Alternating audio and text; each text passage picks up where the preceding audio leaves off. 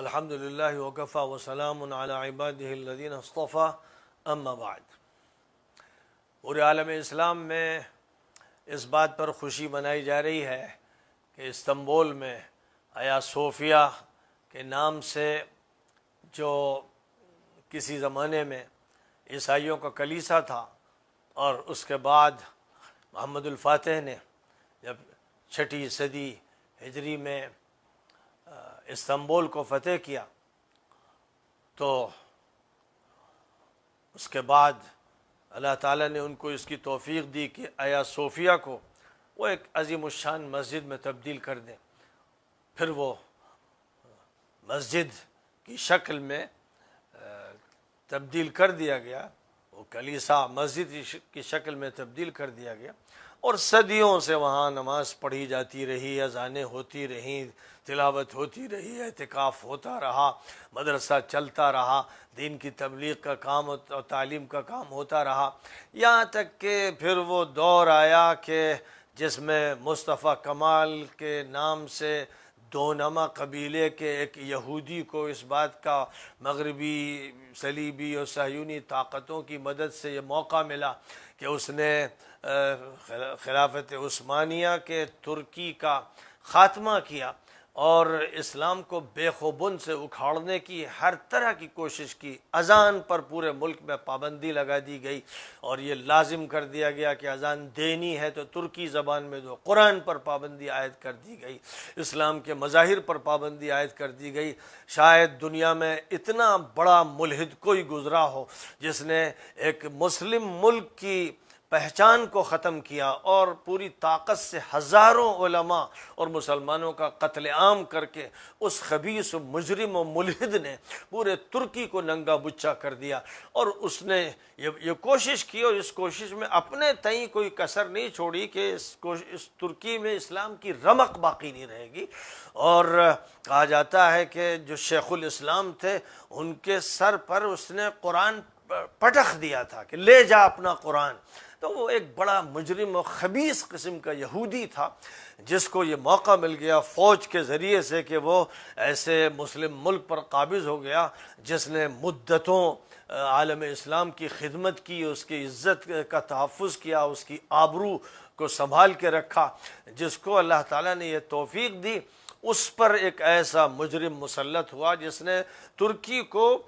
اسلام سے بالکل یا محروم کر دینے کی کوشش کی، لیکن جسے اللہ رکھے اسے کون چکھے۔ اللہ تعالیٰ کا نظام اپنی جگہ کام کرتا ہے۔ تلک الایام نداولها بین الناس کا اصول ہے، یہ رات و دن کی گردش ہے جو ہم کرتے ہیں، حکومتوں کو بدلتے ہیں، کسی کو بٹھاتے ہیں، کسی کو اٹھاتے ہیں، یہ اللہ کا نظام ہے۔ 10 سال میں پورا ہو یا 100 سال میں پورا ہو، تقریباً 100 سال کا عرصہ گزر گیا کہ اس مجرم نے اس مسجد کو جو صدیوں سے مسجد تھی، جہاں اذانیں بلند ہو رہی تھیں اور جہاں نمازیں ہو رہی تھیں اور جہاں قرآن پڑھا جا رہا تھا اور جہاں اعتکاف کیا جا رہا تھا، اس نے میوزیم بنا دیا۔ یہ بات 1930-33 کی ہے کہ اس نے اس کو میوزیم میں تبدیل کر دیا۔ اب 2020 تک پہنچتے پہنچتے کئی دہائیوں کی محنتیں، جن محنتوں میں بڑے بڑے مجاہدین کا حصہ ہے، بڑے بڑے علماء کی قربانیاں اس میں شامل ہیں، ان سب کی قربانیوں کا جو نتیجہ تھا، جس کا ظہور نجم الدین اربکان کے دور حکومت سے ہونے لگا تھا، اور پھر ان کے تلمیذ رشید رجب طیب اردوغان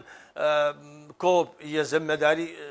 سونپ کر استاد گرامی دنیا سے رخصت ہوئے۔ اگرچہ طیب اردوغان ان کی پارٹی سے الگ ہو گئے تھے اور انہوں نے ایک پارٹی بنائی تھی، لیکن وہ اس بنیاد پہ بنائی تھی کہ استاد کا جو کام اس لیے نہیں ہو پا رہا ہے کہ وہ بالکل کھل کر مقابلہ کر رہے ہیں، ضرورت اس بات کی ہے کہ اس وقت مقابلہ ایسی سیاست سے کیا جائے کہ جس کو ہم دھیرے دھیرے ان مجرموں کے سر پہ پلٹ دیں جنہوں نے اس کا ہمارے خلاف استعمال کیا تھا۔ تو بہرحال بڑی حکمت کے ساتھ اردوغان صاحب دھیرے دھیرے اس منزل تک پہنچے کہ محمد الفاتح کی وصیت کو اور ان کے عمل کو پھر تازہ کر سکیں، اور انہوں نے آیا صوفیہ مسجد، آیا صوفیہ میوزیم کو پھر تبدیل کر کے مسجد بنا دیا، اور اس کی اذان کی جب آواز بلند ہوئی تو پورے ترکی کے مسلمانوں میں ایک نشے کی کیفیت تھی، اور پورے عالم اسلام میں ایک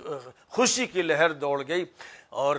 جس وقت یہ ہوا، یہ وہ وقت ہے کہ جس وقت ترکی اپنی خدمات لیبیا میں پیش کر رہا ہے، شام میں پیش کر رہا ہے، عراق میں پیش کر رہا ہے، ہر جگہ اس کی کوشش یہ ہے کہ مسلمانوں کے تحفظ کی جو ذمہ داری خلافت عثمانیہ پر تھی، اس ذمہ داری کو جتنا وہ سنبھال سکے۔ اس ترکی میں جو اس کو الحاد کے گڑھے میں پھینک دیا گیا تھا، آج بہت سے جاہل قسم کے اور بہت سے جھوٹے سلفی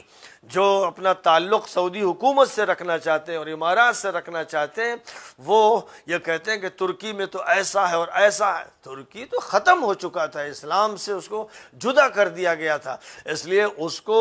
اسلام کی طرف واپس لانا یہ سب سے بڑا اس دور کا مجددانہ کام ہے، مصلحانہ کام ہے، اور اس کے لیے اللہ تعالیٰ نے رجب طیب اردوغان کا انتخاب فرمایا ہے، اور بعید نہیں ہے کہ وہ آگے چلتے ہوئے اس مرحلے تک داخل ہو جائیں کہ سلطان سلیم عثمانی جس طرح خادم الحرمین شریفین قرار دیے گئے، اللہ ان کی تقدیر میں یہ لکھ دے کہ وہ بھی آئندہ کے خادم الحرمین شریفین ہوں، کیونکہ اس وقت جو جزیرۃ العرب پر حکمرانی کرنے والے غلام ہیں، جو انگریزوں کے ایجنٹ ہیں، جن کو انگریزوں نے قائم کیا، پھر امریکن نے ان کو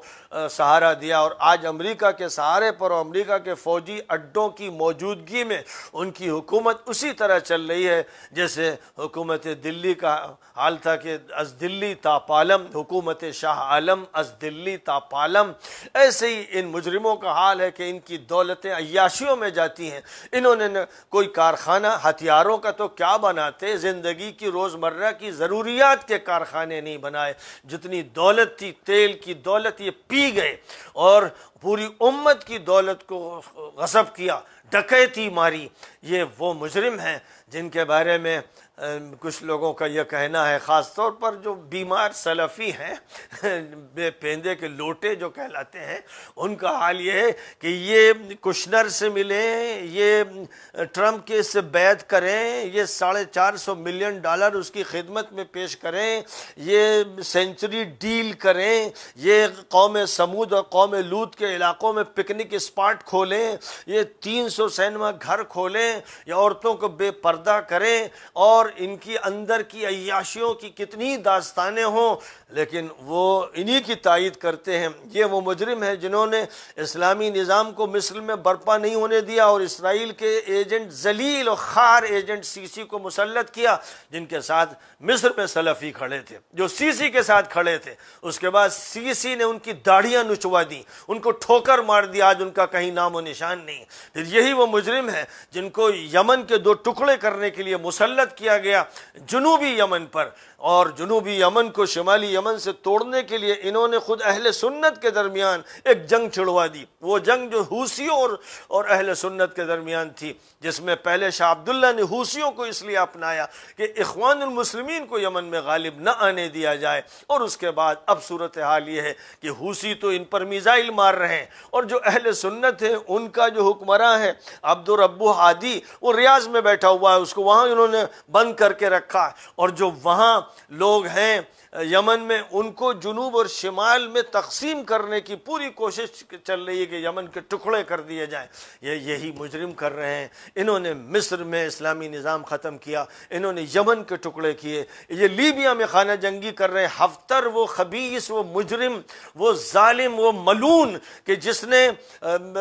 طرابلس میں اور ترہونہ میں انسانوں پر، عام شہریوں پر بمباری کر کے گھروں کی چھتیں اور دیواریں بوڑھوں پر، بچوں پر، عورتوں پر گرا دی، اور بڑے بڑے وہ مقبرے دریافت ہو رہے ہیں، وہ قبرستان دریافت ہو رہے ہیں جہاں زندہ بوڑھوں کو، بچوں کو، عورتوں کو دفنا دیا تھا۔ آج وہ سب چیزیں کھل کر سامنے آ رہی ہیں، اور یہ مجرم، یہ خبیث ہفتر کے ساتھ کھڑے ہیں، وہاں سیسی کے ساتھ تھے، تیونس میں سبسی کے ساتھ تھے، اور ادھر یمن میں عبداللہ صالح کے ساتھ تھے۔ اس کے بعد اب اس وقت وقت ان کا حال یہ ہے کہ یہ یمن کو توڑنے میں لگے اور یمن پر قحط مسلط کر دیا اور بمباری کر کے اس میمون اور مبارک یمن کو منحوس یمن بنا دیا۔ یہ وہ مجرم ہیں۔ پوری ملت اسلامیہ کو بالاتفاق طے کر لینا چاہیے کہ جو عہد اول تھا، عہد رفتہ ہے، اسے واپس آنا چاہیے، اور یہ بکاؤ قسم کے لوگ، یہ عیاش لوگ، یہ بدماش لوگ جو جزیرۃ العرب کا حلیہ تبدیل کر رہے ہیں، ان کا کسی نہ کسی طرح سے خاتمہ ہونا چاہیے، اور ان کا کوئی بہتر متبادل جو خود 99% جو جزیرۃ العرب کی آبادی ہے، جس کو سعودی عرب حقیروں نے، ذلیلوں نے، مجرموں نے کہا، جو وہاں کی آبادی ہے، اس آبادی کا 99% حصہ اس حکومت کے خلاف ہے، اس نظام کے خلاف ہے۔ اس لیے وہ اسی ملک کے اچھے لوگ، نیک لوگ، صالح لوگ، جن کو جیلوں میں ڈالا گیا ہے یا جن کی زبانیں بند کر دی گئی ہیں، وہی اس کو سنبھالیں گے، اور اس کے سنبھالنے کے لیے ان کو وہ عالمی نظام ملے گا جو عالمی نظام صحیح فکر کو پیش کرے گا اور عزت رفتہ کو واپس لانے کی کوشش کرے گا، جو نہ انگریزوں کا غلام ہوگا اور نہ وہ روس کا، نہ امریکہ کا غلام ہوگا۔ ان سے آزادی کے ساتھ جو یہ کوشش کرے گا کہ امت کا تشخص بحال ہو، اس کے ساتھ پوری امت مسلموں کو جڑنا چاہیے، اور جو لوگ دھوکہ دے رہے ہیں اور ادھر ادھر کی باتیں کر رہے ہیں اور حکومت کے خلاف جو بیانات دیے جاتے ہیں، تو ان میں کہتے ہیں ایک بڑے عالم اسی مغصوبہ زمین کے ایک بڑے عالم کا یہ کہنا تھا، اس کا بیان آیا کہ سعودی عالم جو کہلاتا ہے کہ اگر آپ ٹی وی کی اسکرین پر دیکھیں اپنے حاکم کو بدکاری کرتے ہوئے، تب بھی اسے برا نہ کہیں اور اس کی بات مانیں اور اس کی اطاعت کریں۔ تو اتنے ذلیل لوگ، اتنے گرے لوگ، اتنے حقیر لوگ اسلام کے نمائندہ نہیں ہیں، نبی کے نمائندہ نہیں ہیں، اور نبی کے اصحاب کے اور آل بیت کے نمائندہ نہیں ہیں۔ یہ گھسپیٹیے، خبیث، مجرم قسم کے لوگ ہیں جو حدیثوں کا غلط استحصال کرتے ہیں، غلط ترجمانی کرتے ہیں، اور قرآن اور حدیث کو ٹکراتے ہیں، اور اسلامی نظام کو تہوبالا کرنے پر لگے ہوئے ہیں، مصر ہیں، کیونکہ ان کا ایجنڈا ہی دوسرا ہے۔ اللہ ان لوگوں سے نمٹے، اور یقیناً انشاءاللہ اللہ نمٹے گا۔ لاکھوں مسلمانوں کو انہوں نے ذبح کیا، شام میں کیا، عراق میں کیا، یمن میں کیا، اور لیبیا میں کر رہے ہیں، اور کہاں کہاں کیا۔ تو ظاہر ہے کہ یہ سزا سے بچیں گے نہیں، دیر ضرور لگتی ہے، لیکن اللہ ان کی گرفت فرمائے گا، اور کہاں سے اللہ کسی کو اٹھائے گا مستقبل یہ دیکھ لے گا۔ اور میں نے یہ ضروری سمجھا کہ اس مسئلے پر کچھ اپنے تاثرات کا اظہار کر دوں۔ تفصیلی گفتگو انشاءاللہ کسی اور موقع پر ہوگی۔